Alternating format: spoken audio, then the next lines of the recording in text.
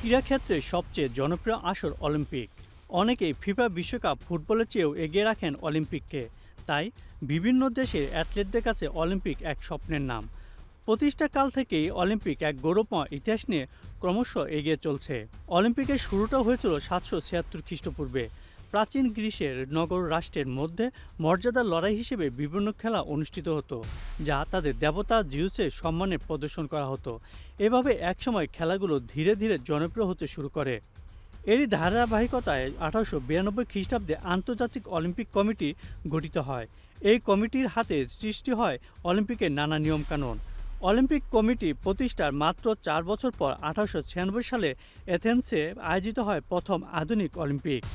Athens অলিম্পিকে অংশ নেয় বিশ্বের 14টি দেশের 241 জন অ্যাথলেট ও 60,000 দর্শক।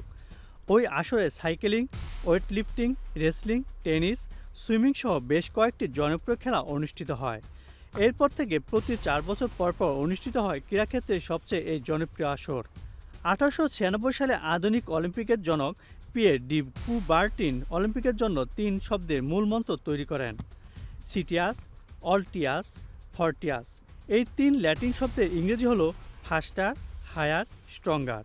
অলিম্পিকের মূলমন্ত্র ঠিক করা গেলেও তখন অলিম্পিকের লোগো নিয়ে কাজ শুরু হয়নি। 1912 সালে কুবার্টিন ভিন্ন ভিন্ন রঙের 5টি রিং নিয়ে একটি নকশা তৈরি করেন, যা পরবর্তীতে অলিম্পিকের ঐতিহাসিক প্রতীক হয়ে দাঁড়ায়। নীল, কালো, লাল, হলুদ ও সবুজ রঙের এই 5টি রিং নির্দেশ করে পৃথিবীর ভিন্ন ভিন্ন মহাদেশকে।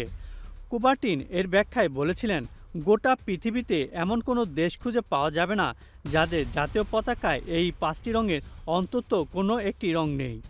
কুবার্টিনের চোখে এই লোগো পুরো দুনিয়ার মানুষকে প্রতিনিধিত্ব করতে যথেষ্ট। রিংয়ে থাকা প্রত্যেকটি রঙের ব্যাখ্যাও দিয়েছেন তিনি। নীল রং দিয়ে ইউরোপ মহাদেশ, হলুদ রঙে এশিয়া, কালো রঙে আফ্রিকা, লাল রঙে ওশেনিয়া এবং সবুজ রঙে আমেরিকা মহাদেশে প্রতীক হিসেবে তুলে ধরা হয়েছে। তবে লোগোতে উত্তর ও দক্ষিণ আমেরিকা মহাদেশকে আলাদা করে দেখানো হয়নি।